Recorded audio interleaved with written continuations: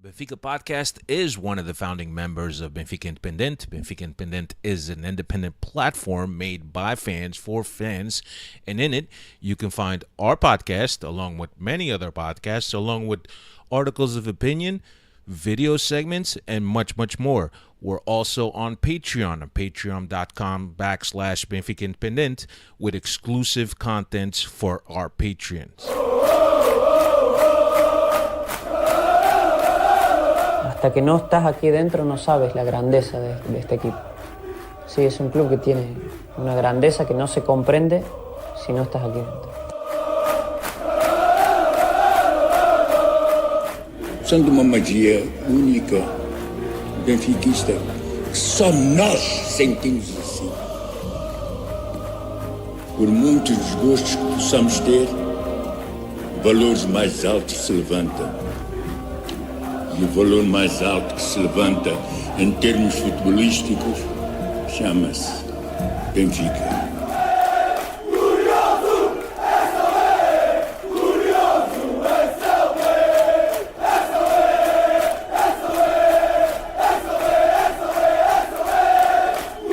Quero o Benfica intimidar o adversário. Quero um manto sagrado entrar com vocês em qualquer estado e assustá-los, pá! É isso que eu quero!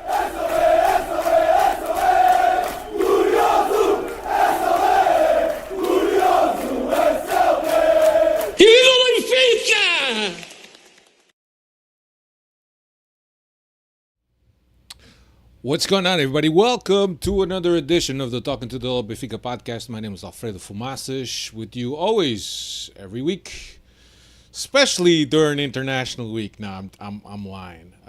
We usually don't come on International Week or during International Week or in between International Week or in between games for international break.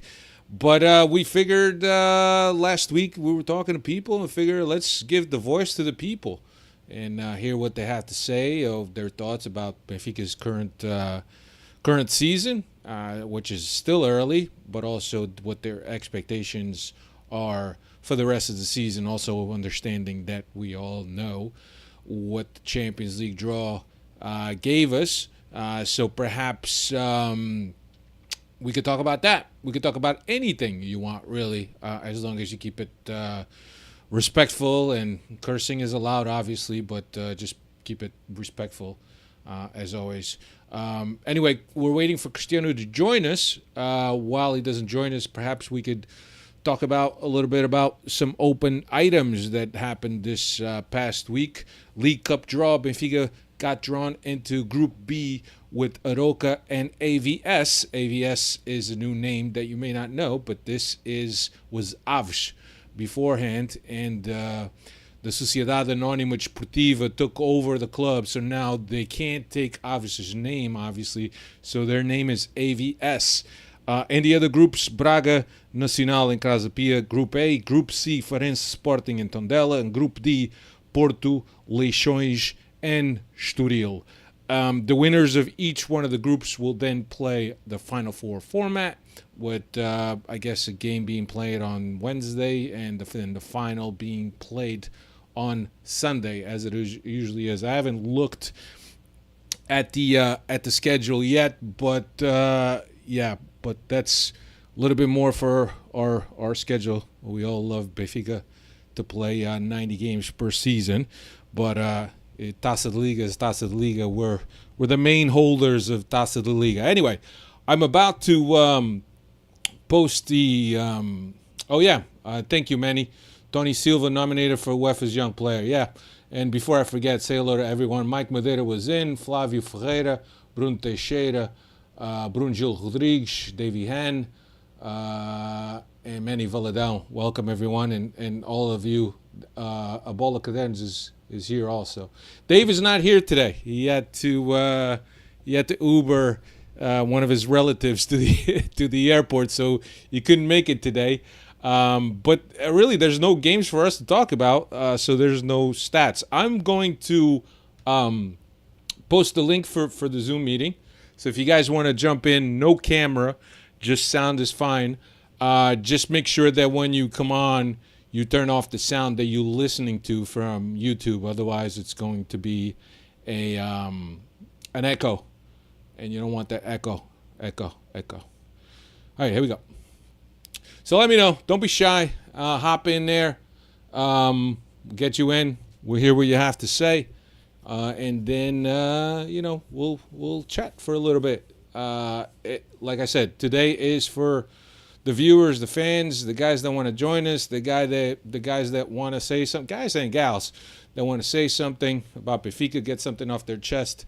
Tonight is for them. So I appreciate if anyone wants to join us and say one or two words. No time limit. You could talk for as long as you'd like, because this is how we do it. Anyway, another item. Benfica will play Vizela this coming Saturday, 8:30 local. Vizela is currently 12th, 4 points out of 4 games, 1 win, 1 tie, and 2 losses. It looks like Ba may have gotten injured on international duty. It doesn't look like he's going to play. At least the last we've heard from the club was that he was questionable. We haven't heard anything else further. Today is Tuesday as we record this, so perhaps we will hear something towards the end of the week. Jurasek is also on the injury list. Game after the international break is always a tricky game, and also this game is a game that gets sandwiched in between the international break and our UEFA Champions League. I couldn't get that out. The Champions League debut, Salzburg. Vizela is in 12th, like I mentioned. I don't know what you guys think, if this has all the makings of a trap game, if Benfica is going to be looking past Vizela off of an international break. We need to refocus, as always is. We need to get away from some of the things that we went through last season. Every time we came off an international break, I know that one of the international breaks was actually the World Cup, but every time that we came off the international break, it looked like we didn't have our focus, or we were a little slow. So we need to refocus, and we need to basically do what we need to do. Refocus. It's a long season.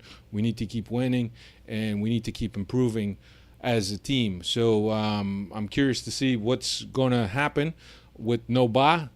Will we see Auschwitz on the left, or actually on the right, or will we see João Vitor on the right and Auschwitz on the left? From what I understand and from what I've been reading, Bernat is not yet ready, which is it's a little bit. I have a head scratcher, right? If the guy has been with this team going through the same preseason regimen of training, why isn't he ready yet in terms of his physical shape? I don't get that. But anyway, I wish he would be ready. I don't know how many of you think that Trubin is gonna get the start. Let me know in the chat. But I do think that this was the reset that we were waiting for, and I do think that Trubin will start against Vizela. So we shall see. Again, what else we got here? Next week, when we come back, we will do a deeper dive in the Champions League. I know we haven't spoken a lot about the group stages and the teams that we're going to be facing. We did touch up on it briefly last week, but not into detail. So we'll spend next podcast giving you a preview of the Champions League and some of the teams that Benfica will be playing in the schedule. Also, the schedule which came out the Saturday after the draw. It wasn't known right away when Benfica was going to play these teams. So it turns out that we open up against Salzburg. We will then go to Inter, I believe. Yeah, which Benfica is not allowed to sell tickets for. We host Real Sociedad at Estadio Luz. Then we flip everything. Real Sociedad in Spain, Inter in Lisbon, and then we finish up in Austria against against Salzburg. I believe that's how it goes. So who's in? Who wants to join?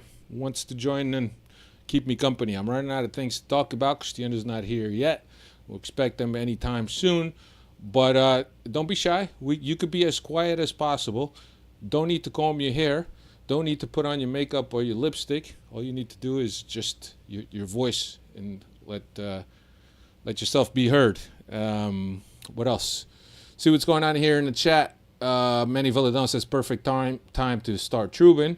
Abola Kaden, Stutson Football Manager 24 new game cover. I saw that earlier. That's great, man. It looks similar to Benfica's photo when João Mário scored against Juventus at the Luz. It's exactly the same photo, with the only difference as, the faces are different, but basically the position of the players, the bodies, it's all the same photo. Even João Mário's jump to celebrate, it's Benfica Stadium. It's image pixel, almost pixel per pixel. There's a few things that they did change up in the cover. They changed to the traditional FM purple graphics that you usually see on the iterations of their games. But yeah, it was great, man.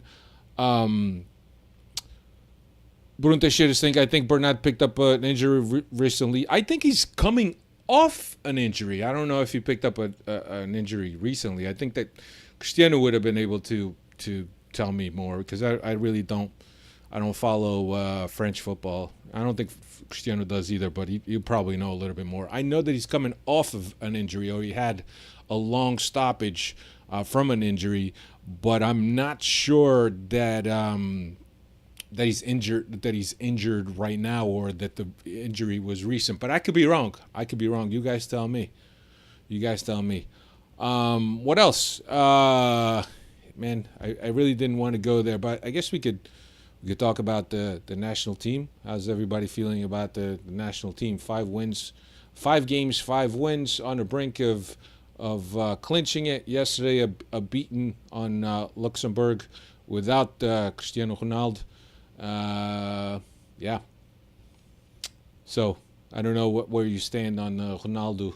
There's the Ronaldo should just retire already, or he should accept a more of a lower role into the national team, or he should continue to be the starter. I saw Danny Pinto with a Seleção pod exchanging some words with some fans because of he was clamoring for Ronaldo to step down gracefully. So I didn't want to talk about the national team, but really at this point there's nothing to talk about. We opened up this podcast to the fans, but so far you guys are being shy, man. I'm gonna put up the link again just in case somebody came in late and hasn't seen it. So if you guys wanna join us, man, sound only, no picture. So no big deal. You don't have to think that somebody's going to recognize you on a pod. Somebody you owe money or something. Bruno Gil Rodriguez says, I really think they play better without Ronaldo. There's a lot of people that think that, right? Because I think that because of the status that Ronaldo has achieved in the national team, I think that when players lift up their head, the first thing they do is they probably think about or think where's Ronaldo at and how can I get him involved in a play, or I got to pass the ball to Ronaldo because I'm afraid I'm just going to get yelled at. I don't know if that's a little bit petty though, but I think that there's a certain awareness that Portuguese players have to look up to see where Ronaldo is, to see if we could get him involved, unlike any other player in the national team, and obviously there's a reason for that, and Ronaldo's achieved that status. You have to respect that. Manny Villadão, young players, the same opportunity to get into the first team, the same he did back then into the golden generation. Yeah. You got to give, there's very exciting talent on this Portuguese team, and there has been exciting talent on this Portuguese team for quite some time. But yeah, Rafael Leão, He's one of the guys that when Ronaldo plays, sometimes he's the one that sits the bench. So, but there's, I think Jota is a prolific scorer. At least at Liverpool he is, and he's a Benfiquista on top of it. So, but yeah, there's other guys that are ready to come on and play. But I'm not going to get into that because it's a polarizing argument, and I think people get extremely offended when something is bad is said about Cristiano Ronaldo. Oh, you're ungrateful. If it wasn't for Cristiano Ronaldo, Portugal wouldn't even be on the map or on the football map. And and Ronaldo brought you this, and Ronaldo brought you that, and you can't be ungrateful. And I don't think anybody's being ungrateful. I just think that sometimes when you've been driving the same car for 15 years, maybe it's time to pack it in and get a new car, because the old one did you service, right? But now maybe it's time to go on to what the future is like. Look, there's Cristiano. Manny Villadone, he could come off the bench many games in the last tournament when we're coming off behind. It was almost a hindrance. Him trying to single-handedly, idly trying to bring the game back. Yeah. Cristiano, what's happening, man? What's fuck me? Yeah, I started this up without you. What's going on? Bro, dude, have you lost your marbles? What, man? Since when do we do a podcast on international break? I'm on international Dude, break. we agreed last week that we were going to do a forum, open forum. I thought you were drunk. Tá bem, drunk, tá bem. Olha, tá aqui o Bruno Teixeira. I'm going to let Bruno Teixeira come in. Where's Hugo? I don't know. Where is Hugo? What the I thought this was a joke all along. I had no idea. No. Because Alfred has never done a podcast on the Benfica podcast during international break. So to me, this is a total shocker. Dude, we agreed. I wasn't going to do it, but we agreed to do one with the forum. But anyway, Bruno Teixeira is here. Bruno, can you hear us? Oh, he's connecting audio, so he'll be here shortly. Yeah, but I wouldn't kid about stuff like that. Dave sent me a message. I can't go today because I'm taking my grandmother to the airport. Hello. Bruno, what's happening, Bruno? How are you guys? I'm good. Listen, how are first you, of all, man? I need to talk like this because my wife is sleeping. That's fine. I don't know if you can you hear me well? Yeah. You're fine. You don't need to raise your voice. So tell us where you coming in from?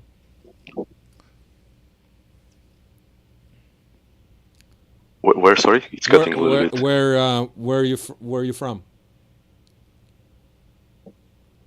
Hola. Yeah, can you hear me? Oh, yeah. Oh, Yeah.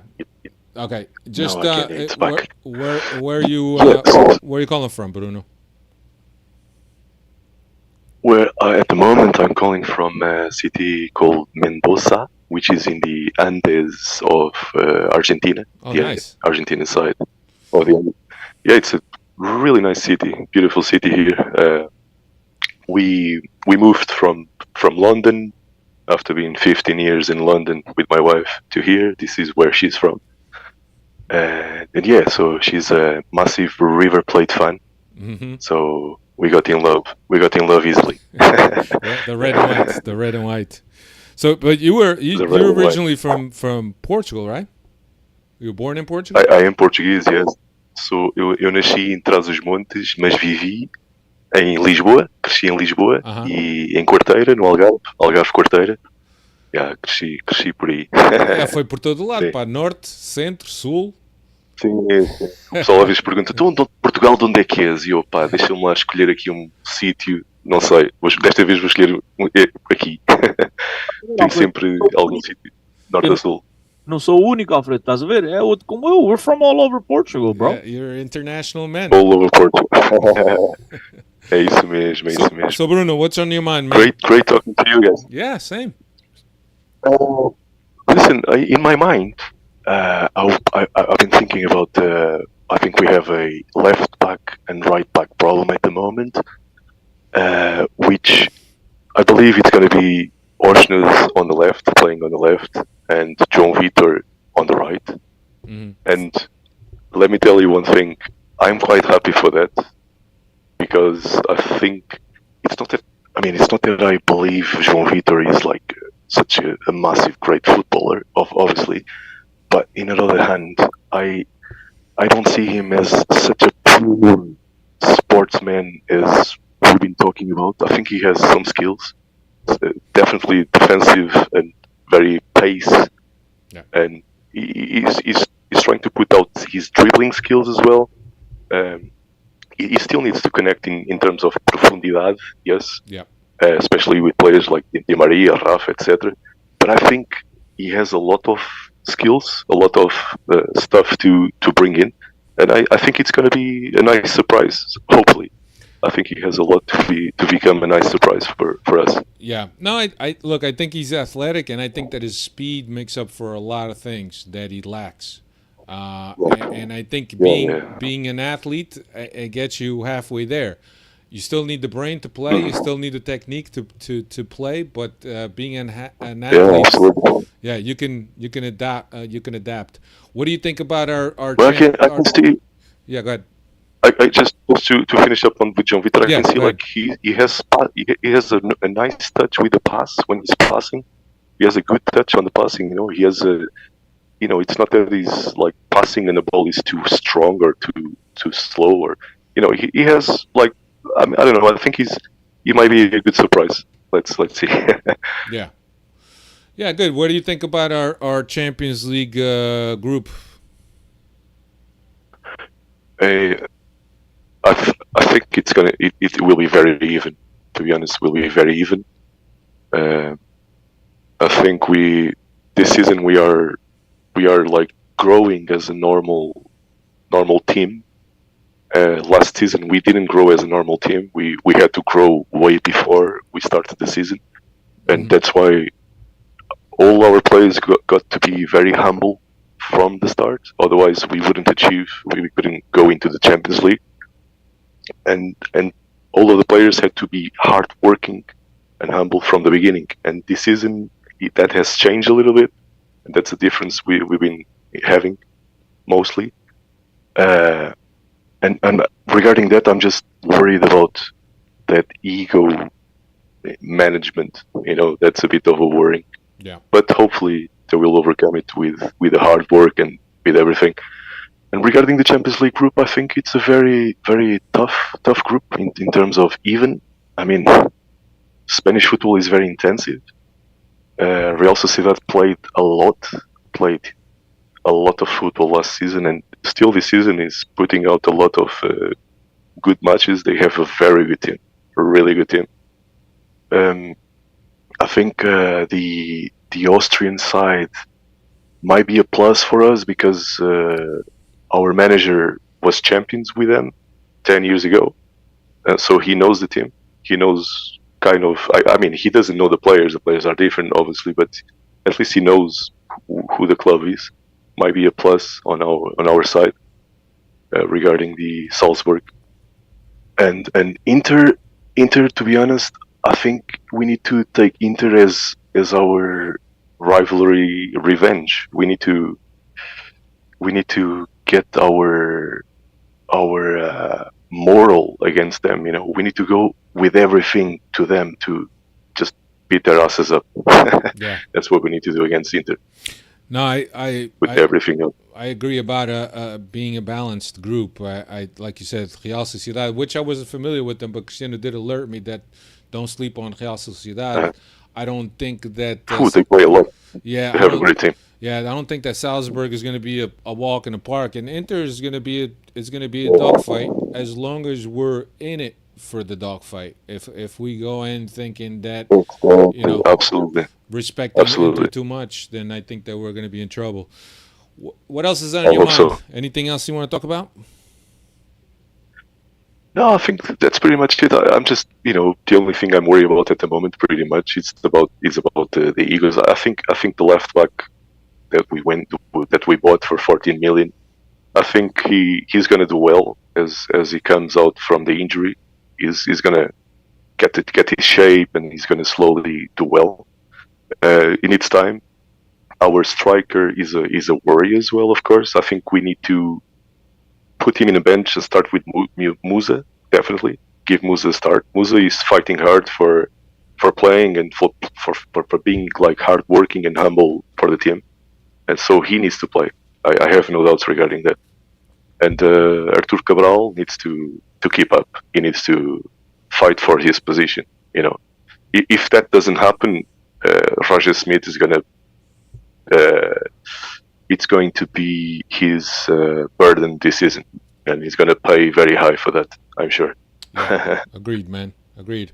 Oh, Bruno, se o Bernat estiver healthy, bro, Jurassic não vai tocar muito na xixa. The rest, sorry, the rest. Se o Bernat is healthy, right, for the whole season, stays healthy, I think Jurassic's going to have a hard time getting in these big games, you know, at least in the official games. He might play in the Taças and whatever. Yeah. But Bernat is absolutely a legit upgrade. Bernat is someone I think we're all going to be very pleasantly surprised with. Yeah, absolutely. He's going to be a plus for sure. But I think because of the heavy of his pass, he was so expensive that they're going to have to. If we're going to be winning 3-0 in a match, 2-0, 3-0, he's going to come in, in the second half or stuff like that to rotate him. Yeah. Well, we'll see. But I think Bernat, hopefully, he's not going to get a crazy, stupid injury like Draxler. Yeah. Let's pray that he doesn't get that at least. Well, good, man. Well, we appreciate you coming on and being quiet for your wife. Oh, thanks. And thanks for imagine her like thinking, "Oh, did you wake me up because of Benfica? I can't believe." Nah, joking. Right, guys, thanks a lot for the participation as well. Yeah, Bruno, and thank you for always being on the chat, bro.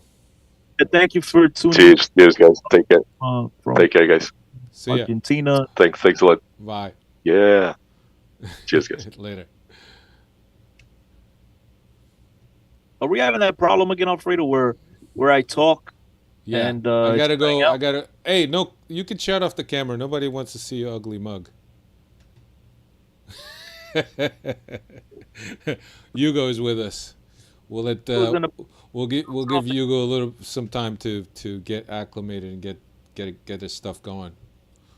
Liga pra gente da casa de banho, bro. Apaga a camera, bro.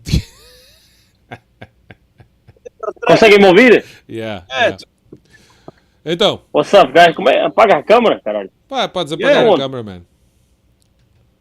Ok, peraí. Yeah, ok. Like that, então, malta, como é que é? Como é que é? Tudo bem? Tudo, e vocês? Também. How's your international break going? Oh, man, I'm glad that bullshit is over. I hate fucking international breaks, man. I can't even stand the Portuguese national team anymore. Seriously, what a waste. Yeah. What a waste. Yeah, I had to I tive que inserir chouriço. I had to talk about the national team since I was waiting for Cristiano to come on. I ran out of things to say, so I had to go to the national team.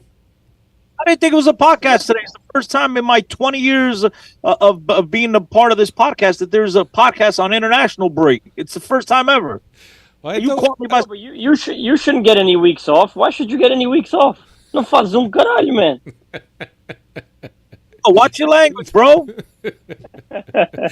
What's up, guys? How's everybody? Good, man. Say hello to your audience. What's on your mind? Everybody knows where Hugo's from. Hugo's from Jersey, here in the U.S. He's been on a podcast a few times, if you remember Hugo. What's happening, Hugo? What's on your mind? Anxiously waiting. Nunca mais é sábado, as they say. Anxiously waiting for the away game to Vizela. But more importantly, I'm excited for our Champions League campaign to begin next Tuesday night. So that's what I'm looking forward to these days. Hold on a second, Alfredo. I gotta let the Freddies know. First of all, Freddies, I haven't said hello to you guys. Thank you very much for tuning in on this. I'm pretty sure you guys were caught off guard. I'm just shocked as everybody. But while you're in here, smash the like button. Let's not forget about smashing the like button. Positive comments. Only positive comment about me. That's it. But We got 15 watching and 12 likes, so we're doing pretty good. It's a pretty good ratio. somebody double dipping. Hugo, do you fear that this Vizela game could be a little bit of a trap game after the international break and ahead of the Champions League debut? It could definitely be a trap game, especially now coming off of the international break. We got our guys, like for example, our South Americans don't arrive until Thursday, I think is what I read today. So it could definitely be a trap game. And then there's been a lot of talk about Schmidt giving those 5 days off as well. You know, anytime you come off of an international break, it's always a trap game. You know, and then you're traveling to Vizela, up north. You know, Clube Aliado do Porto, so it's always going to be a trap game. Yeah, but from what I hear, the crowd is going to be more pro Benfica than Vizela, from what I understand. Oh, Alfredo, the crowd is pro Benfica everywhere but the Leão and Alvalade. Em Não é novidade nenhuma, amigo. Braga? Tem Braga, caralho. Tem Braga, a gente manda naquela merda toda. So, Braga, but Salvador did. He didn't sell tickets. He had the stands empty, so we don't run the stadium. Exactly. Or else we running that shit too. So Hugo, Exactly. your thoughts on this beginning of the season so far? It's my thoughts. Well, I'll tell you what. I'm happier today that we've recovered 2 points on Porto already. So I'm happier today. But obviously, it started off a bit weird, right? I was at the Supertaça game that we won. We won the Taça, and I'm sitting there watching that Boa Vista game, right, and leading up to the Boa Vista game and everything that came after because of the loss, and it's like it's weird, right? So like only us, right? We beat rivals, we win an important trophy, right? Because it's head to head against them, and parece foi ao contrário. It's almost felt like we didn't win because we came into that Boa Vista game with so much turmoil, and obviously the games after that. Até deu a sensação, like, será que a gente ganhou mesmo a Supertaça? Parece que a gente tinha entrado na época a perder. When in reality, like, we clinched our first major objective. You know, and there was a little bit of panic early on, but I think now we're a little bit more at ease that Porto dropped those points against the Roca. Já acabou o jogo? Já acabou o jogo? I mean, only in a league like this are we even behind those guys. Those guys should have nowhere near the 10 points that they have. But to stick in Benfica terms, I mean, it's good that we already recovered 2 out of those 3 points that we lost. Yeah. I know it's early, but as you guys know, I mean, this league, no spot for them muitos pontos. No. On the podcast, he's been on this show, I should say, for 2 minutes, and he spent 1 minute and 38 seconds of those 2 minutes talking about Porto. Não sejas mal para o rapaz, cara. Foda-se. Podcast. Hugo, I don't know if you thought you'd join in, I don't know what other part. This is Benfica. Tá bem? Hey, part of Hugo's Benfiquismo is to hate Porto also. I'm 2 things. I'm a Benfiquista and I'm an anti-Porto. There's nothing I hate more in the world than that shit club. Hugo, what do you think about Champions League expectations? What are your expectations for the Champions League considering the group that we were drawn into? I think we have to be penciled as favorites to advance, obviously along with Inter. I do think it's a tricky group, though. Obviously, you have Real Sociedad, which is a non-traditional Spanish side, but they did finish top 4. I know I heard Chris talk about it last week, and I agree with him. That trip's not going to be easy. And then even Red Bull Salzburg has had some decent campaigns in Europe lately. But with that said, you know, again, I think it's a group that we should be okay to advance in. But we've seen Benfica turn the easy hard and turn the hard easy. So Benfica is always one of those double-edged swords. But I expect us to advance along with Inter. And I think our calendar, the way it was drawn out, is actually favorable for us as well. So hopefully it all pans out. But obviously Tuesday night is crucial, right? Anything but 3 points would be devastating for our hopes in that group. Yeah, you want to open up at home, and you want to open up with 3 points, especially against, and regardless, right? But still, it's the team that came out of pot 4, correct? is Salzburg. Oh no, Real Sociedad. Sorry Sociedad about was that. at a top four. Yeah, but playing at home, I think that usually when you could get max points at home, you're in pretty good shape to make that knockout round. Are you of the opinion that Roger Schmidt should change to a 4-3-3 like Cristiano?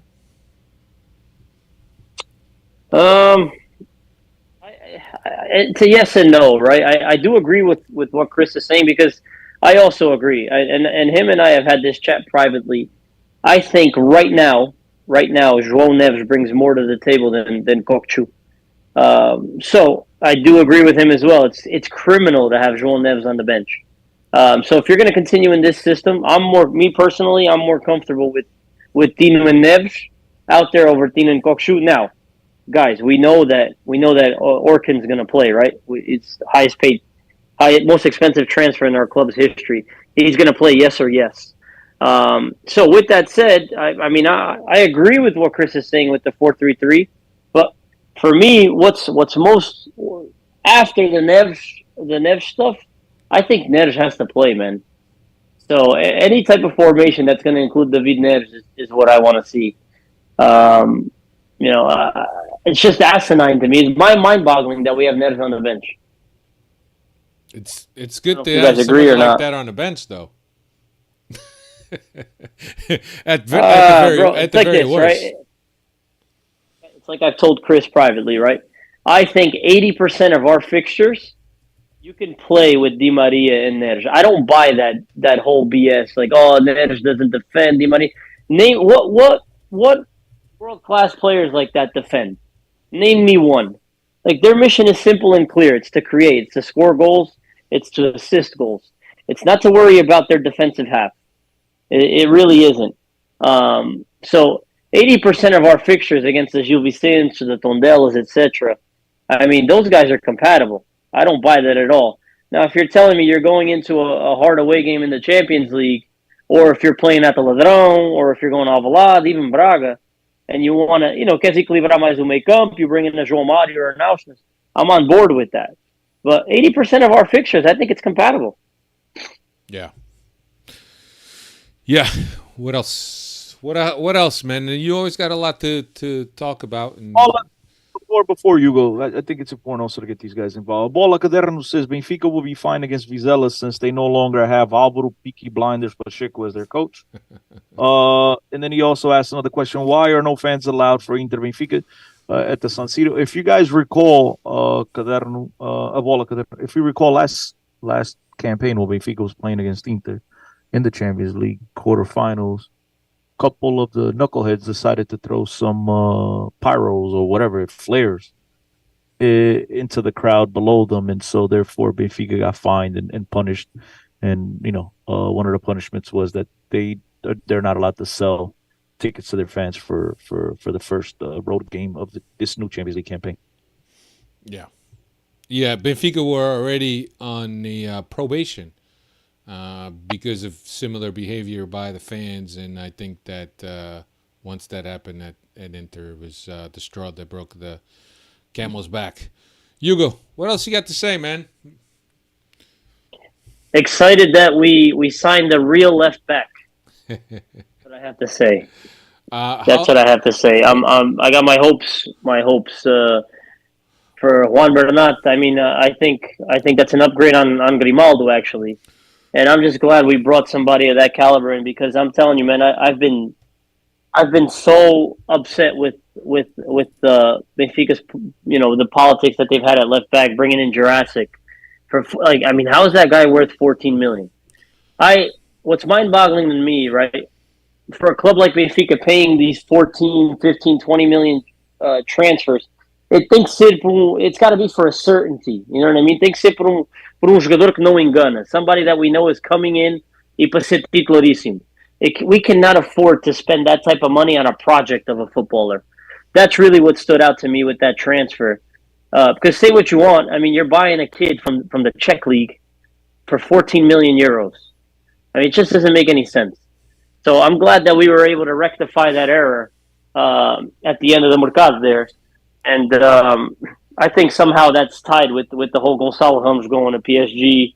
and us doing them a favor with the financial fair play by him only coming on loan for this year. I think that somehow is tied in with that Hummers deal. So I'm glad we were able to fix that at the end there. Do you think that Jurassic will ever reach his potential, and at what point? Season 2? I hope I'm wrong. I hope I eat crow. Anyone who knows me personally knows I like nothing more than to eat crow when it comes to Benfica. Okay, because when I'm eating crow, that means Benfica's winning, or I was wrong on something that benefits Benfica. With that said, from what I've seen so far, I just no vejo ali nada. I just don't. No, I don't like his touch. I don't like the way he defends. I don't know, man. I haven't been impressed. I know it's early. Again, I would love to eat crow, but I think it's going to be another one of those disappointing signings that we're going to look back at and really say, how the fuck did this happen? A lot like the João Vitor signing. I didn't like the João Vitor signing last year. Chris knows that. You know that. And I just hope it doesn't turn out like that, because right now we don't even we're hanging on to João Vitor because we have to. We really don't want him, right? But it's like, you've invested 9-10 million in him and you can't just let him go. I hope Jurassic doesn't become that, but I don't see. I'm not confident. Let's just put it that way. I hope I'm wrong. Okay, I think that's fair.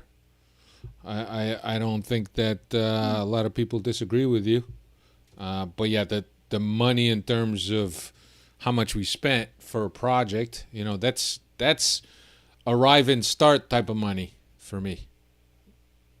Yeah, tem que ser jogador que é uma certeza, que é para entrar de caras. Yeah. And let's face it, this player isn't. It's a project of a player. And listen, Rui Costa said it himself last week in that interview. Dois jogadores com perfis diferentes. He was talking about in relation to Bernat and Jurassic. And I mean, he doesn't have to say it. I mean, we can all see it.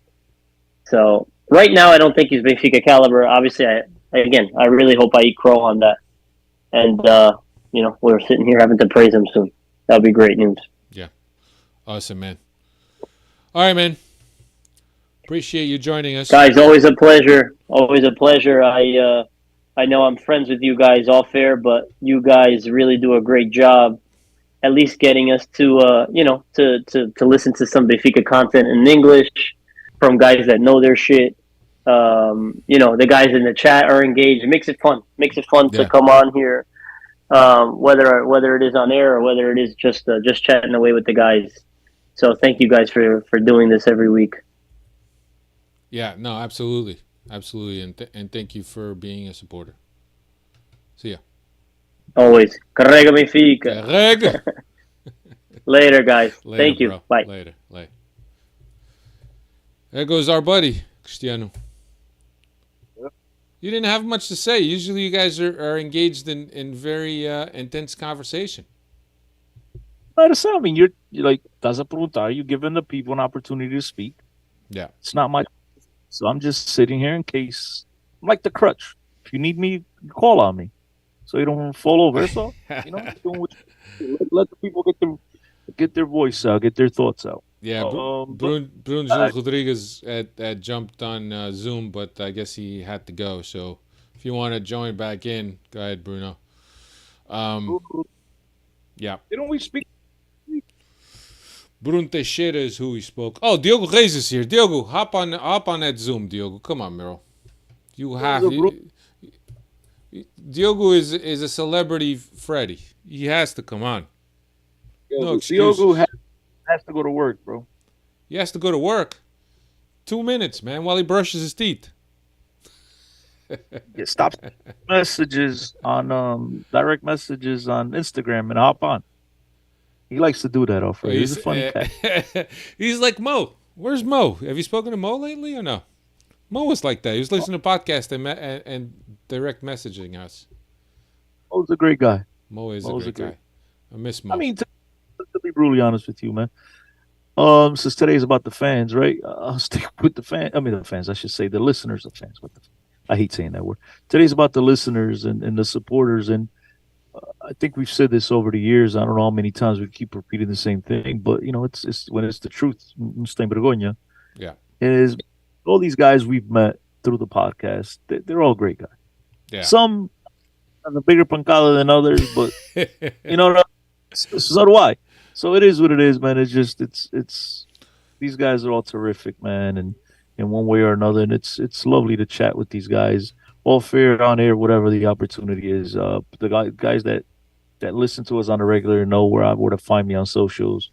They know that they could reach out anytime, and we BS a lot. We laugh a lot. We share a lot of laughs. It's just it's the whole Benfica family is tremendous, man. A bunch of really good guys. Yeah, BGR, welcome. What's happening, my friend? Good day, mate. Can you hear us? Hello. There he is. What's happening? Yes. How are you guys doing?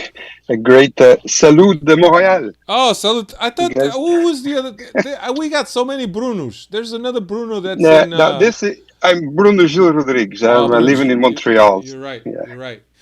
Merci, merci. Bonsoir. Yeah, bonsoir. Guys, grande abraço por vocês fazerem isso. Obrigado. Estou sempre a ouvir os vossos podcasts quando when I can't listen live. I always get the podcasts like Benfica Independent and Benfica FM.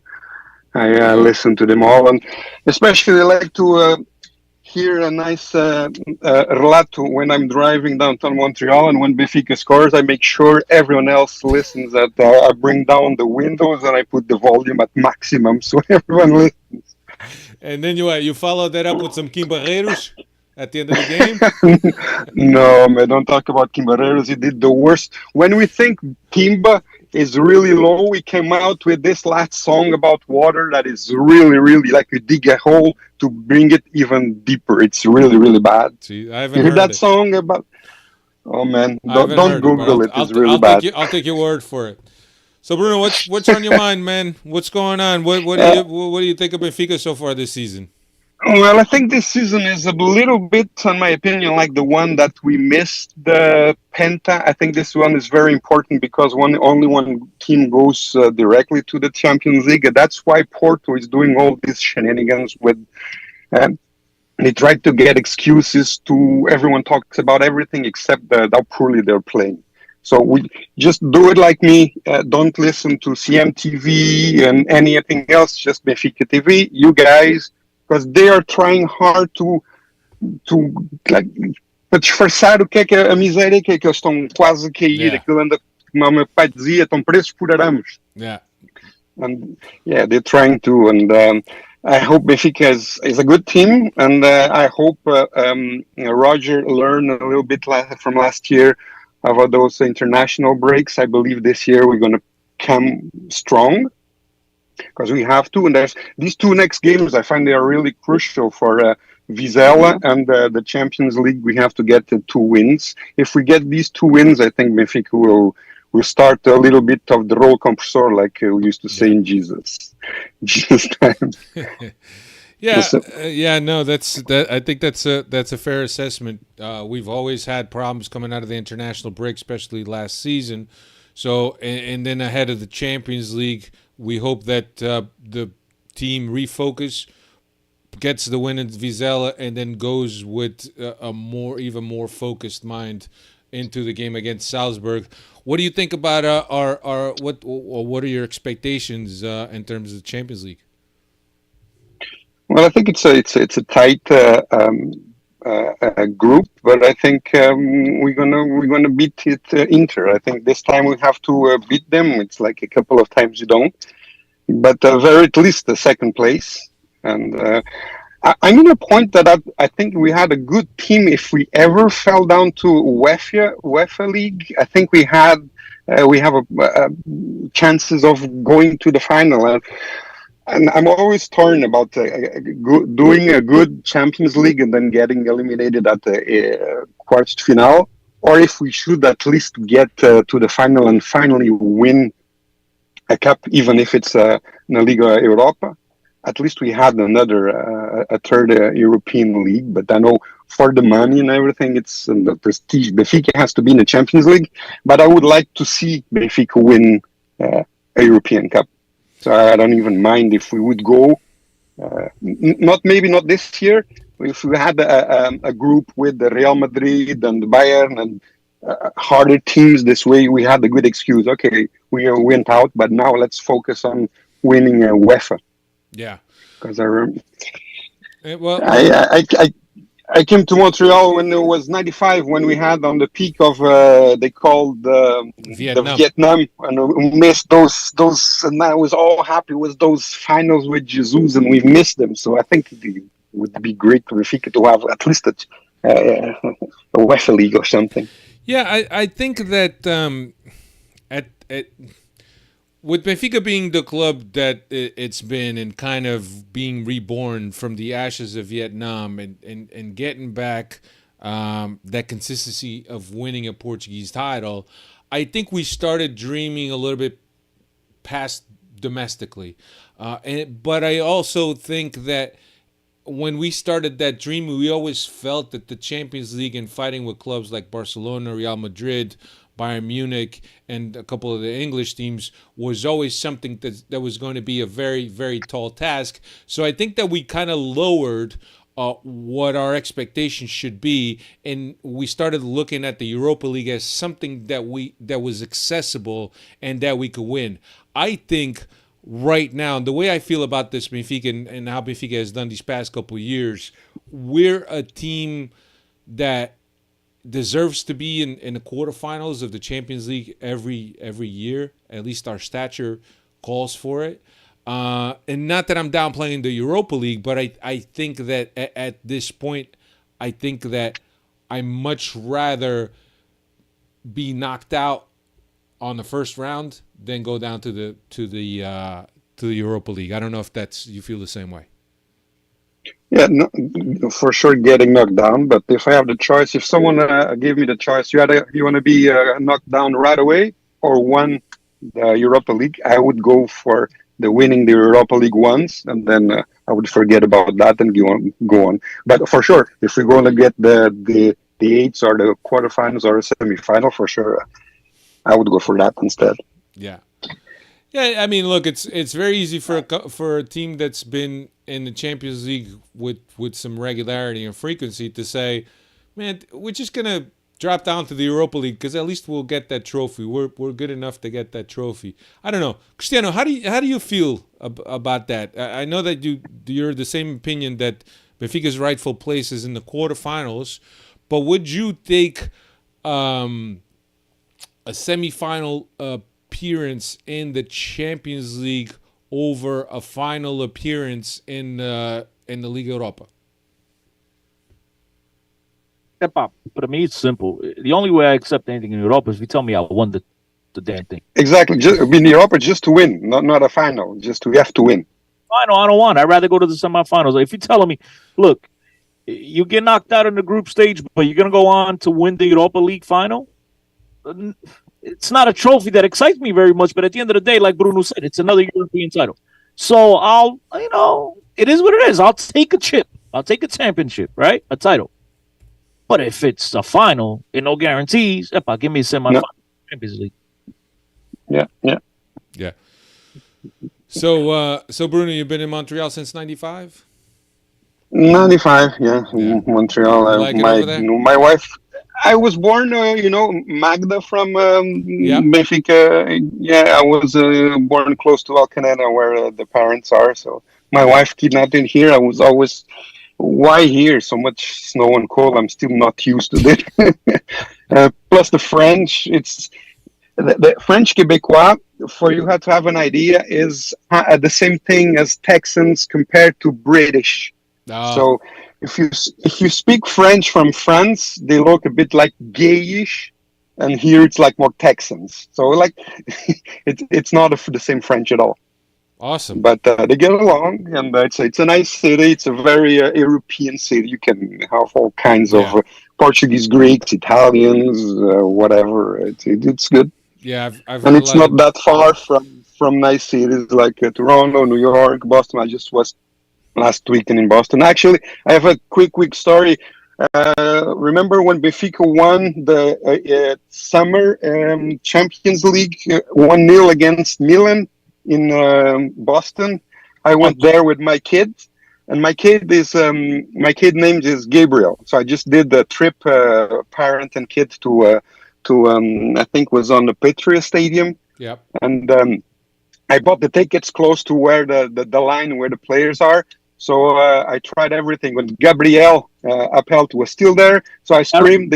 He sent me his shirt, so I grabbed his shirt. So my kid, his name is Gabriel, and the Gabriel number is 8, which is my kid's birthday. So That's now awesome. my kid Gabriel has a Gabriel shirt with number 8. That was pretty cool. That's a great Benfica story, does man. this. Gabriel. Yeah, this is Benfica does these things, man. And I think I suffer more since I left Portugal for Benfica than I was there. Because there, I think you take it for granted. And here, Benfica is like my religion. And I don't know, you guys, sometimes my wife complains that I do my life around the Benfica schedule. So I plan my stuff according to when Benfica plays. And she busts my balls a little bit. But that's Benfica, man. Yeah. That's the love of our life. Conversation with the boys from Benfica FM over the years, man. For it's been a while, and I've said exactly that. When you're there, it's not that you don't love the club. Obviously, you go to away games, you follow the club, but like I guess it's a good word you use. You take it for granted. You can see it every week. We're outside, Exactly.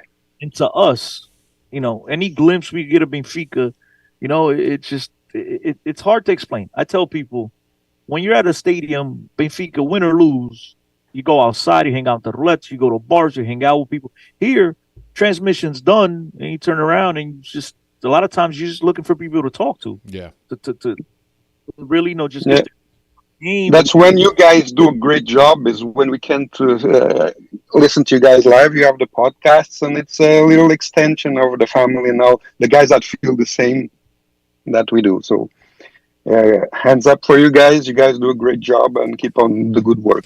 Good, man. I appreciate it, Bruno. I appreciate your support, man. I appreciate you being on our chat and watching us live every week, man. Certainly appreciate that. And bon chance, right? Bon chance. Good luck. Merci, and carrega Benfica. Let's go for the 39 and then the 40, like Roger said. 39 and 40. All right, buddy. Take care, guys. It was a pleasure, man. Same, Bruno. Carrega Benfica. Take care. Yeah, Ivan Nunes. I'm the only Benfiquista in Colorado. Look at that. I have no idea where half these people are popping up from, but it's great when you open this up and you get to see so many people. I think Mario Mota is getting ready to come on with us. There he is. He's here? There Mario. he is. Like an amateur hour here. I didn't have my audio on. There we go. Can you hear me okay? Yeah, man. Mario, welcome, man. Mario, how you been? You been good? Good, man. Been good. Mario Mota of Benfica After 90 project, man, which we enjoy so much. What's going on, my friend? How you guys doing? I heard there's some beautiful people online, so I have to see if I get my OnlyFans time with you guys, and I don't know how much I got to pay for the time here, but you got beautiful smiles. He's got the OnlyFans account. I gotta figure out. I gotta get the Venmo working so I can send the cash over. Mike, so what's going on, man? What do you think of the season so far, man? Up until this international break. Yeah, I'm excited. I gotta say we started with a speed bump, right, with the first match, which was unfortunate. There's always, if you're a Benfica and you don't have nerves about a season, given the comings and goings of players and the confusion that tends to happen anyways around the club and the league. So there's always been nervousness, but it's building up. I think we got a great project right now. It's a good time to be a Benfica. Like, at the end of the day, nothing's easy for us, but at the same time, I do feel we have a lot of the right pieces to do something special. And one thing, which it's kind of a sad statement, but the idea that Benfica could be in the Champions League knockouts for a third year in a row, sadly, that's just not something we've been seeing as a fan base throughout our lifetime. Yeah, that's just the reality of it. And so we got the good fortune to have a good group stage. Last year we had a tough group stage, so it's nice that we actually got a decent one. I think if you underestimate any team in Europe, you tend to regret it down the road. But just helped hook up my parents with tickets for the Salzburg game. Hopefully they get a win there very soon. We're off to a great start. So I'm super stoked about that. I think there's going to be a lot of egg on our faces if we can't close out domestically, hopefully with not just the Liga, but with a few cups. So I'm feeling good, man. I'm feeling good. We got a lot of parts. Sometimes it's kind of weird also. We got so many good parts that we have these complaints, rightfully so. Like I say, Natter's not playing. Certain guys aren't playing. People are saying this guy should play, that guy should play. But it's nice to have a problem of having depth and options. Like a few years ago, it's like, who do you got? And you're just like, oh, there's a kid on the B team. I heard he had a good first appearance in the second division. Maybe he can be our representation in Europe and drive us to the future with no minutes under his belt, right? Yeah. So we got options now, man. It's an exciting time. Yeah, I agree with you. I think that the level of arguments that us Benfiquistas are having these days are a lot different than the arguments we were having a couple seasons ago. Certainly, arguing that Neres should start over João Mario, that's, think about the argument that you're having there, in terms of before it was João Mario and some Mija na Escada somebody that but it's good to have. But I think that what it does, it raises the bar, because Cristiano says this all the time, because our expectations of Benfica are too low for the club's history and the club's stature, both domestically, but especially in Europe. And I think we need to raise it up. Not expectations. The word is exigência. Translate that into English. Not expectations. The demand. The minimum that we require from this team, right? Because this team is a team that has everything. This club, I should say, has everything to be a giant, and it should be amongst the giants. I understand it's not going to be amongst the very few at the top, because we're never going to be able to compete with these guys when it comes to the real competition nowadays, which is in the bank account department. But as far as the next group of clubs, Benfica should always be in this conversation. And so I've always felt that as Benfiquistas, we're too soft on Benfica. I understand that we've gone through some rough patches, but at the end of the day, I think we've recovered well enough. We sell tremendous amount of players. We're making money left and right, and it's time to exigir more. It's time to demand that this club is able, like Mario said. I don't recall the last time Benfica's made it 3 times in a row or out of the knockout stage. I mean, into the knockout. Not in the modern Champions League. And the one thing I look at Benfica sometimes, and part of me, I would love to see this, but partially, that sounds stupid for me to say I wouldn't like it. But you look at Bayern Munich. Benfica's financial capacity relative to the rest of the league and its competitors is similar to Bayern Munich in Germany. Or PSG, Mario. Bayern Munich, PSG. That's it. It should be and I think it would be a little horrible for me to say this. I love Benfica. If they go a decade of titles, that'd be amazing. It's kind of boring for the rest of the people in the Liga, and it's not. I don't think it's good for domestic play for an extent. But if you look at the actual titles we've gotten over the last decade relative to the financial capacity we've gotten over the last decade, we have underperformed relative to our abilities and the backing we have. We have the fan base, we have the money, we have the rights. Every category, we have all the advantages. It'd be nice to actually see the club capitalize on it. I think snowball through the league, win the league this year, get a couple, hopefully, domestic cups, go to the Knox Champions League, and just start repeating that process. And I do believe success brings more success. Like if you're a talent in Latin America, you're a young talent aspiring, and you get a call from various clubs. You hear Benfica, you get excited about that call. And you hear players say that all the time. But the more you're a regular in the Champions League, the more that call is worth something. The more guys say, man, I'll take a pay cut to go there and launch my career and do something amazing. And you get to then leverage that. And you live in a beautiful city with great climate, great food, great everything, and you're still partaking in the Champions League. Yeah. This should strive to be, Mario. See, I love you. I've always loved you, you know that. I love the fact that you're just basically repeating my thought process, what I've said along the years. Benfica is the Real Madrid, the Bayern Munich, the Paris Saint-Germain of Portuguese football. And the one thing that annoys me, to be brutally honest with you guys, and I'll be quiet, I'll pass the mic back to Alfredo. But the one thing that annoys me is you speak to Benfiquistas in Portugal, and they love to brag that somos os maiores Portugal. We are. You hear them all the time. We're the Real Madrid of Spain, of Portugal. Exactly what I just said before. Right? Somos maior. We have more fans than the other two combined. All this, but then they're soft when it comes to the club. They allow presidents to be there over 20 years, which is bullshitting in line, and they keep voting on it. That demand should always be there, cutthroat. There is no luxury of giving people time. Benfica doesn't have that luxury. I told people, and Alfredo knows this. I've told Alfredo this over the years, and I've said it here on the podcast countless times. Benfica is not Sporting, and I'm not being disrespectful towards Sporting. But Sporting can come out here and tell you, I'm playing with a team under 19 today. All 11 starters are under 19. We're not going to compete for 3. And the Sportingistas will be content with that. Benfiquistas will be content for 5 minutes until all the Seixal kids are losing 3-0 to the studio, and then they want everybody fired. There is no luxury of time.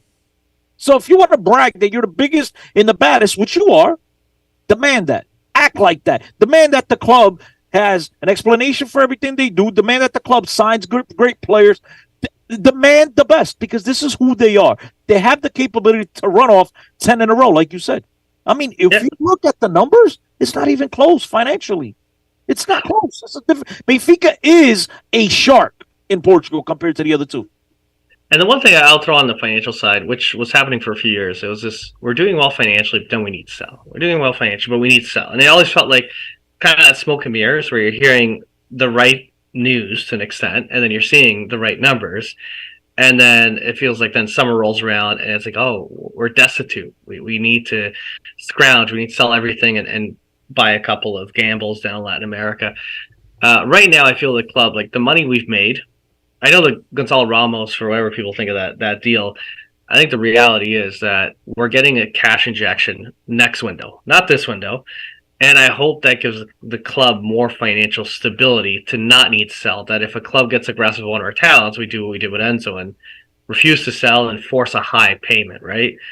And if you get stuck in a cycle where you're forcing high payments, it's just going to keep rolling and snowballing in. And I don't know. I think it's tough, obviously, when you look at the cities and the big clubs like that have a lot of cash. But I don't think there's any reason why we're not a regular in the knockouts. And if we keep snowballing the money from the CL plus the higher demands for buyouts, and partly if clubs are dumb enough to always be paying over $100 million for our talents, so be it. They'll just make us stronger for it. But we need to take that capital and reinvest it. And one thing not to criticize is Portuguese back home, and I think there's a difference between the people in North America and overseas versus sometimes the ones in Portugal.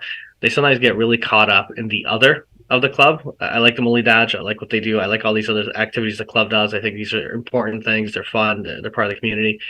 It does irritate you when I hear if we made a ton of money, but so much had to go out of the actual main club, the football club. So I'm hoping the club continues to head towards the primary focus. And if basketball is doing great and they get good sponsors and they can sign some basketball players, great, do it. If people want to pay money to go see Molidade, great. I do get a little jaded when I hear, oh, Molidade this weekend is free, or they're signing this guy and that guy, and make no money on sponsors. It's like, okay, you're taking the Enzo money that we just made, or the Gonzalo Ramos money you're making next summer, and buying a volleyball player, and doing different things. And I just that's the part where I think the club really needs to get better at. But it's on the fans that really get very protective. And let's be honest, they'll cry about us not signing talent, but then demand to pay $1 to see a Molidade.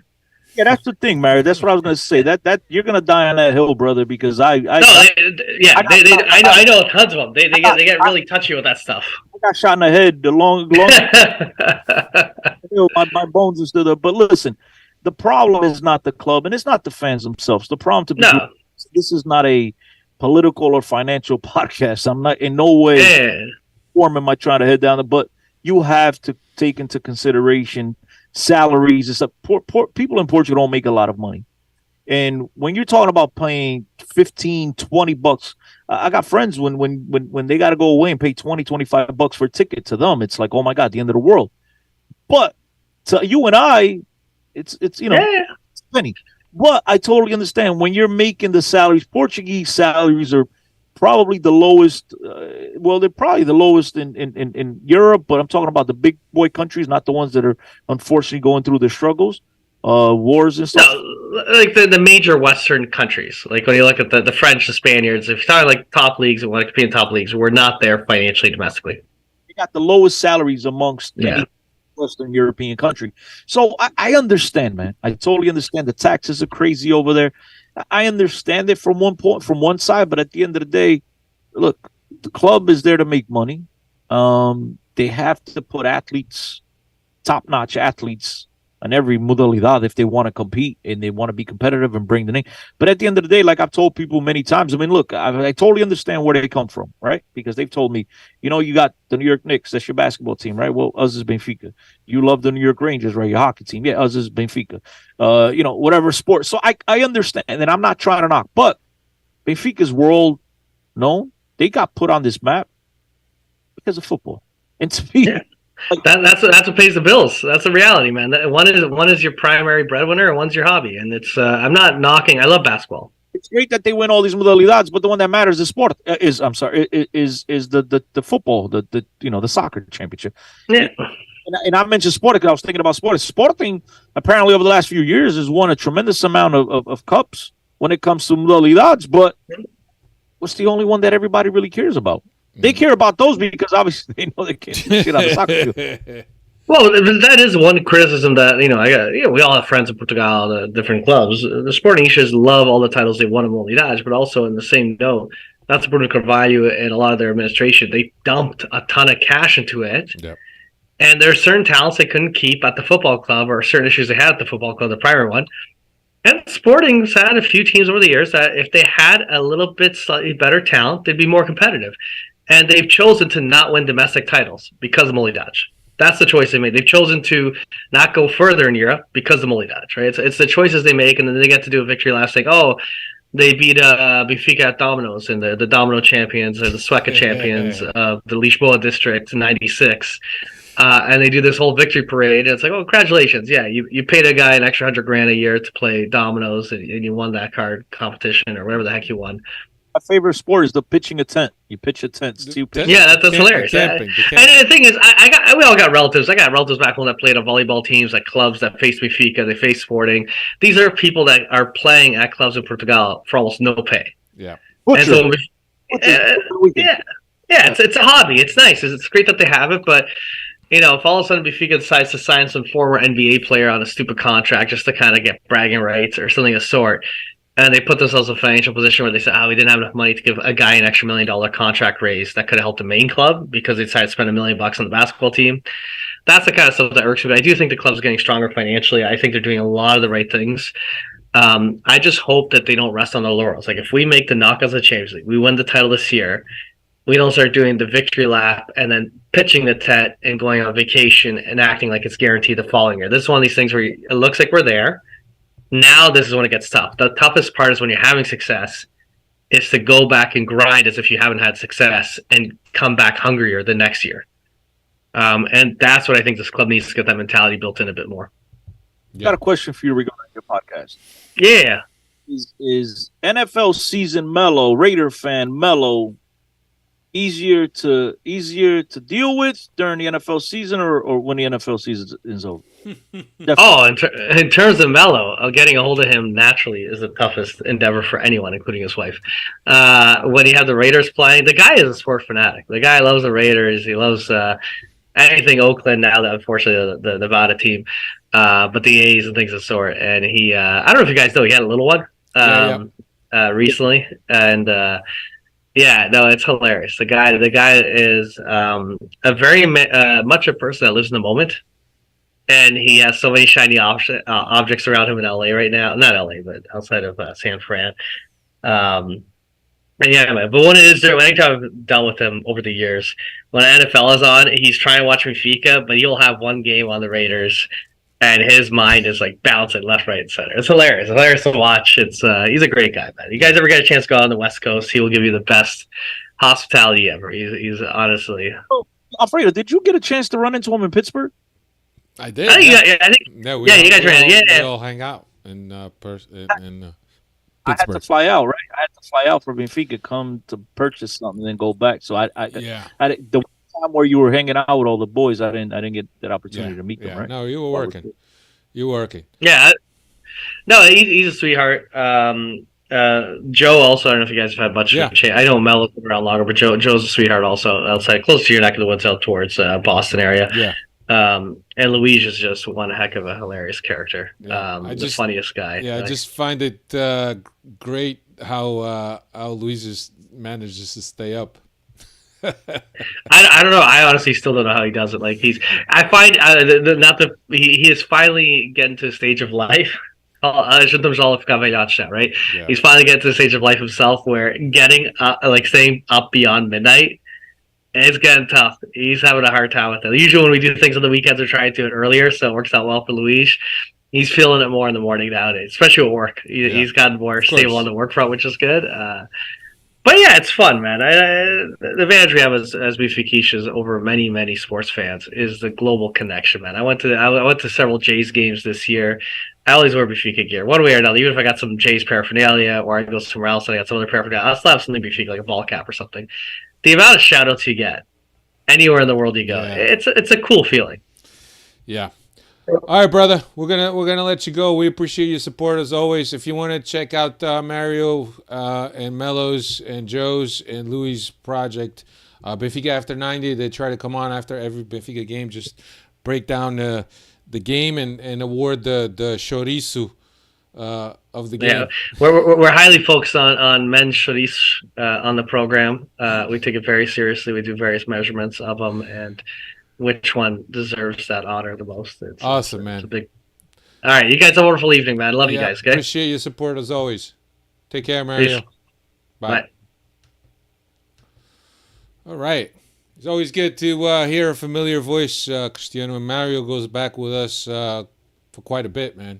Mario's been is one of the old schoolers. Beautiful family. I wish those guys success on their podcast. And once again, thanks to Mario for coming on and spending a couple of minutes with us. Yeah, it's always good to hear different opinions, different different thought process. But he pretty much, when it came to Movilidades, they sound like me a few years ago. If you recall, I was wait a minute, Evil Peters. Wait a minute, hold on. Wait, Evil Peters is out here. Evil Peters, welcome, Evil. Evil, unmute yourself. If this is the Evil Peters I'm thinking about, it's got to be. It's the only one I know. Yeah. I was about to say, how many Evil Peters do you know? He's the only one. He's the only one? But doesn't mean he's the only one I know. It doesn't mean he's the only one out there. You know him personally?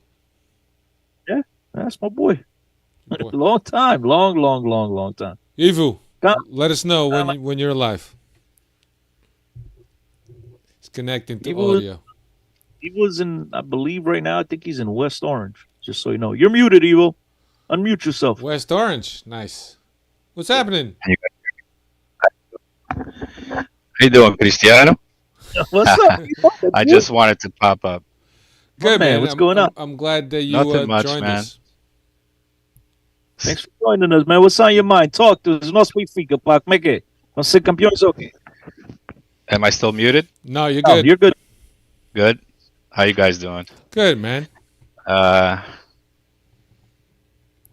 What's your take on Benfica season so far?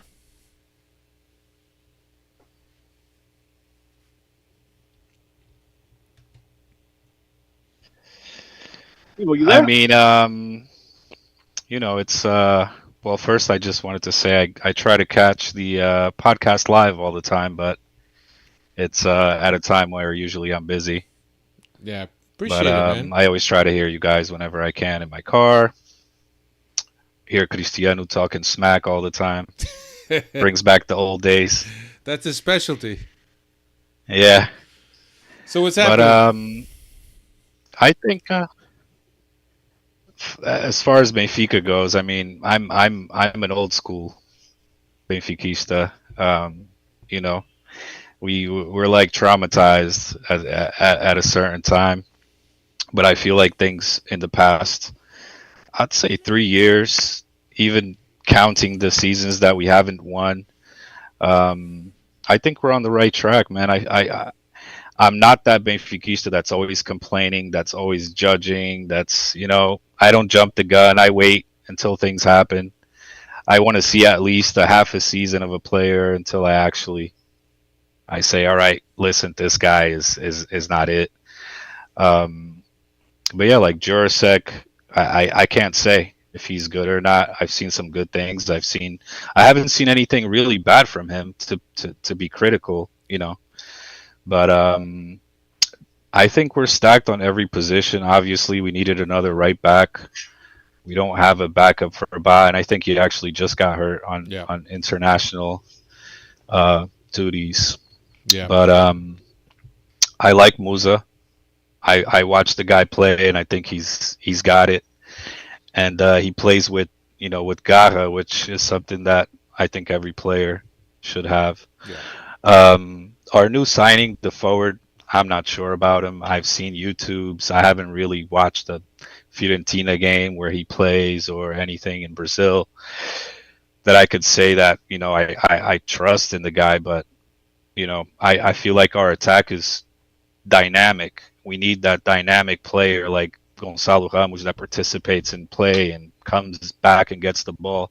I don't know how a guy that's just up there, is going to work out. I hope it does, but other than that, I think we're good. Having a lot of players is good. Yeah, it's a good problem. Last year we complained about rotation. Yeah. Oh, this guy doesn't rotate. Now we can rotate all we want. Yeah. Now the problem is Maria's not going to play every week. Exactly. Say again. Now the problem is that who do you sit for all the rotation that we need? Here's a question that hasn't been asked all night on the pod. At least not since I've been on. I know I came on late. Question I have is, where you stand, Ivo? You ready to give the reins to Trubin, or are you still rolling with Samu? I think obviously Samu is a little bit, inexperienced, I would say. People say in that game where we, what game was that? What was the last game we allowed like 2 goals? That's been almost every game. I was on the road. Yeah, right. Except the last game. Yeah. Yeah, exactly. People were saying like the first goal or the second goal was a frango. The one inside the box that was like a little bit scrappy. Yeah. For me, that wasn't a frango. It's up close. I mean, it's not one of those plays that you're like, oh man, this guy made a big mistake. Yeah. But I like that he plays well with his feet. Yeah. Not like Ederson well, but he plays with his feet, which I heard Trubin doesn't. That's not one of his things that he's really good at. I think that's something that Benfica needs. We play out the back. We don't just. That was one thing that when Odysseus was playing the very first game of the season, the Supertaça game against Porto, there was a time we weren't playing out the back. And I think Benfica should always play out the back. We want the ball. We don't have a Statua up there. We don't have a Cardozo up there or a Darwin even that can receive and hold the ball. So hopefully Trubin improves his footwork. Yeah. But I don't know if he's ready. I'd have to be over there at the practice. Yeah. I think he's good with his feet, bro. I think you guys will be happy. But I think the guy's the complete package. Look. You've seen him in training? No, I mean, I don't have that access. But oh, I thought you were big time over there with your media pass. Man, I used to teach Cristiano about tactics back in the 90s. That's why I don't know nothing about tactics now. But I think Trubin, you guys will all I think this is a guy that's a complete package. I think once he gets that call, I think that the goal is going to be his until he parts. Yeah. So I think we're all going to be excited. I'm super excited for this kid. I mentioned way back in June that I would have gone and signed this kid, and so trust me, when it happened, I was shocked that it happened. First, I was happy as hell. How about the price tag? I didn't like the price tag, but it wasn't because of the price tag itself. I didn't like the fact that you paid 10 mil for 60%. Yeah, I didn't like that. Something like that. I don't know exactly. Just paid the 18 mil and gotten 100%. That's what I would have done. And I had the conversation. Yeah. That's a classic FM move. You never get percentages, right? Especially in a goalkeeper like this, when the kid there's a future. Yeah, he has all the tools to be successful. When you're talking about you pay 10 million now, and I'm not that goalkeepers go for that type of money. I mean, let's not forget the most expensive goalkeeper is Kepler, and I think it was 70 million. But look at Onana, just left Inter for like 55 or 50. And he's 27 or whatever it is. But that's crazy. The point is that if he leaves for like 60, 70 mil, let's just say, because as we know, these prices year in, year out, they're just going up higher and higher, right? And so goalkeeper leaving in 3 years, spectacular goalkeeper for that type of price, you're looking at 70 mil. You're looking to give Shakhtar another what, 20, 25 million out of that for 40%? Crazy, yeah. So you're gonna wind up like in the end, when Benfica's done paying for him, he's gonna be one of the top 5 most expensive goalkeepers of all time, twice. Mm-hmm. Yeah. And the Benfica would have paid. So it just, to me, it made no sense. But then again, I'm just a manager specialist, not a real time specialist. Yeah. It goes back to the financial thing. You know what I mean? Like, I feel like that's something that Porto does a lot. Porto sells a player, they got to pay like 3 or 4 guys part of the money. It's like Benfica, I feel like we don't have the necessity of doing things like that. But maybe they didn't, they weren't 100% sure on the guy, or, I don't know. There could be like a lot of different factors. Maybe Shakhtar was like, no, maybe it wasn't up to us. You know what I mean? Maybe they were like, nah, you could only have this much. He has 1 year left on his contract. So, I mean, how much wiggle room did they really have? Probably had more leverage. Yeah, you're right. But, Well, because at the end of the day, the rumor was that he had reached an agreement with Inter Milan already. Next year on the free. And then Inter offered, I think, was 12 mil for his pass, and they still said no. So, I mean, 18 mil, I think, would have still been a very good offer. But again, I mean, look, it's just that's water under the bridge. We'll talk about it off the air. I think Inter came off with the goalie they got from Bayern, Sommer. 6 mil. Yeah, he's an old man, but it's a guaranteed. You have a great goalie. Agree. Yeah. Agree. Eva, what's your expectations of the Champions League with this group that we got next week? I'm always one of those cautious guys, man. I don't like to we should beat this team, we should beat that team. I think they're all problematic. I think Inter Milan is pretty much the same. They lost their goalie. They got another great goalie, which I arguably better than Onana. I don't know. They're right there. He's definitely more like secure, I feel like. They lost the guy to Saudi Arabia. What's his name? Brozanic, right? Yeah. But the kid Fratesi on loan, and that kid looks like he's gonna be one of the next Italian stars. Coming through. He's still very young, and he started for the national team. They scored 2 goals. They won 2-1 against Ukraine. And that look, it's gonna be one of those deals that I just see. Sooner or later, they're going to trigger the option to purchase him. The kid's got a very, very, very bright future. You throw him in with Barella. I think Barella is tremendous. I think Barella is one of those players that a lot of people don't keep an eye on. They don't appreciate, but the dude is just an absolute baller. There's nothing the kid can't do. Special kid. So, I mean, to say that they're the same, no, I mean, they did lose some key players. Like you said, Brozovic is a guy that obviously he's like one of those rovers, a guy that could just do anything in the midfield. The guy was all over the pitch and he could control the game. Yeah.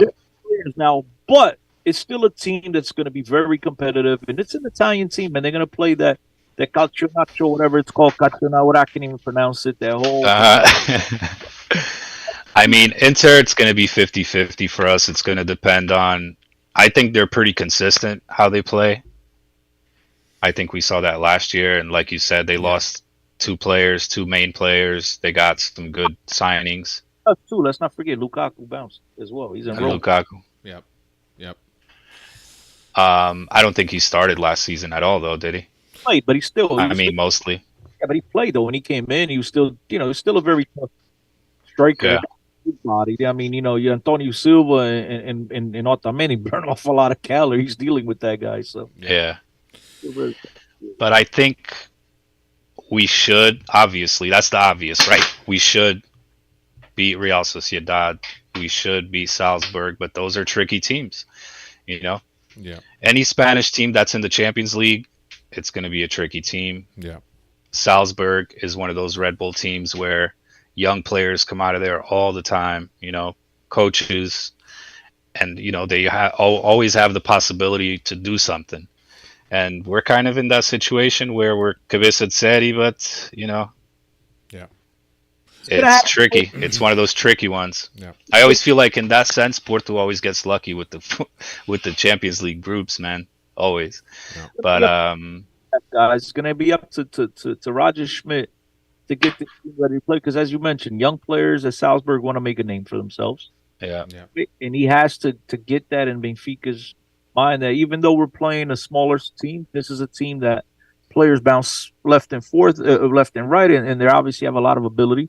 And then, as you said, man, clubs in Spain, the fact that they finished top four should not be taken lightly. These are clubs that can play football. I've said it all the time for years after year that these clubs are well groomed, they're well coached. These guys know how to play a ball. They can pick out a pass. It's going to be tough. But on paper, as you mentioned, I think Benfica has what it takes to win those games. But it's going to be up to them to perform because these other teams understand that Benfica is not exactly Paris Saint-Germain or Real Madrid, right? As you said, Cabeza de Serie, and they have an opportunity to pull off surprising result because Benfica, say what you want. As much as we hate to admit it, it's I don't want to call them beatable, but it's doable. You get what I'm saying? Yeah. Mm-hmm. It's not something you fear at this point. So we're not feared. Players and teams are going to be extra motivated to make a name for themselves because they know that Benfica could be had. If that makes sense. Yeah. Yep. You're right. Cool, man. It would be nice to have a little Antwerp, a little, one of those teams, a Midland in the group, but we don't. So we have to take every game as possible. But that's okay. It keeps us on our toes. Yeah, that's good. Keeps us on our toes. Ivu. As far as the league, man, we should have it. We should have it. Yeah, I think so too, but there's going to be a lot of shenanigans. I got to be honest with you guys. The thing that I liked about this international week is that all the talk about the league died down for a bit during the international week. So that was a good thing. Yeah, but the international breaks are starting to get ridiculous. Man. Now it's like every time you turn around, it's some sort of break, and it's rough for these teams to get that consistency and get into that rhythm. Because look, we saw it last year, right? I mean, I'm not telling you guys anything you guys don't already know. Benfica last year was every time we came off these breaks, we struggled. Yeah, we could not get our legs under us. We couldn't get our rhythm, and I just think that it's a distraction. I don't know how to fix it. All I know is that every passing week, you just hear about more new major tournaments, more national team games, and more ways for federations to make money. So I don't know if this is ever going to be fixed, but it's just, man, I don't know. I wish they'd come figure it out, come up with something, because I want to see Benfica, man. At this point, I care less about the national team. I can't believe It's crazy, right? That's when you know, like, the club is something different from everything else is when your country plays and you're like, I can't wait for my club to come back. Yeah. It's like, in a way, like when Rafa denounced the national team, when João Mari did the same thing, I'm not even mad at them, It's no, because I think that both of them understood where they were with the national team, both European champions, right? And they also understand the talent that's coming up beneath them. So why am I going to sit here when it doesn't seem like the coach, I'm one of the first 11 guys on a score sheet. I might as well bow down and give a chance to the young guys to sit the bench and to learn. Yeah. Well, I feel like in João Mario's case, he hadn't even we had the new coach right away, I think. Yeah. I think he hadn't even had a chance to, but I understand, Yeah. You're going to go travel, waste your time, train when you can be home with your family and and not be in the mind of a player, that's what happens. And not be tired to play it's a waste for your of club. time. Yep, that's exactly right. Exactly. Ivu, thank you for coming in. Hey, nice to meet you, Alfredo. Yeah, Cristiano, same, good man. to see you. And I'll continue to watch you guys. Hit me up. All three of us yeah. will like something. My daughter is born tomorrow, hopefully. So oh, man. Good luck with that, I'm not going to hit you up. All right, guys. Have a good night. All right. Thanks for having me. Take care, Ivu. Take care. Bye. All right, everybody. Let's wrap it up.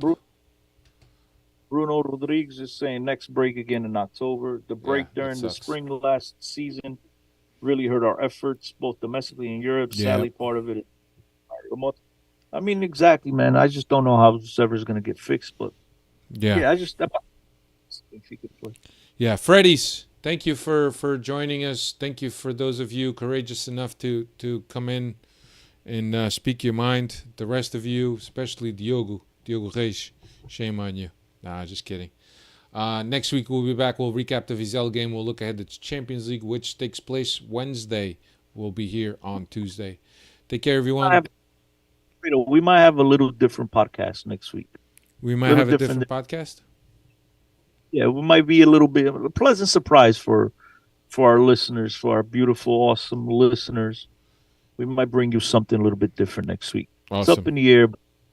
We're trying to line it up. We'll let you guys know as it gets closer. So I'm not sure it'll be one of these typical breakdowns, as Alfredo's saying, but it'll be fun. Trust me, you guys will like the curveball. Awesome, man. Take care, everyone. Cristiano, always a pleasure. Talk to you later.